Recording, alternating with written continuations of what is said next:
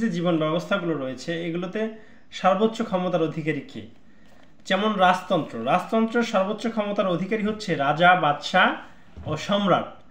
এবং গণতন্ত্র হচ্ছে জনসাধারণের সংখ্যাগরিষ্ঠতাই হচ্ছে সার্বভৌমত্বের মালিক অর্থাৎ জনগণ। এরপর হচ্ছে সমাজতন্ত্র ও সাম্যবাদের সার্বভৌমত্ব মানে ক্ষমতার মালিক হচ্ছে জনসাধারণের একটি বিশেষ শ্রেণী, অর্থাৎ বিশেষ শ্রেণী হচ্ছে এইটার সার্বভৌমত্ব মালিক। এরপর হচ্ছে একনায়কতন্ত্রের মালিক হচ্ছে ডিটেক্টর অফ ফ্যাসিস্ট।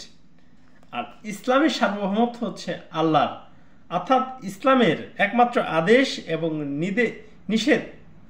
এবং নিষেধদাতা হচ্ছে সৃষ্টিকর্তা অর্থাৎ আল্লাহ, অর্থাৎ এর পূর্ণাঙ্গ অভিভাবক সৃষ্টিকর্তা এবং হচ্ছে স্রষ্টা, যে যাই বলেন না কেন সমস্ত কিছুর আদেশ এবং নিষেধদাতাই হচ্ছেন সৃষ্টিকর্তা অর্থাৎ আল্লাহ।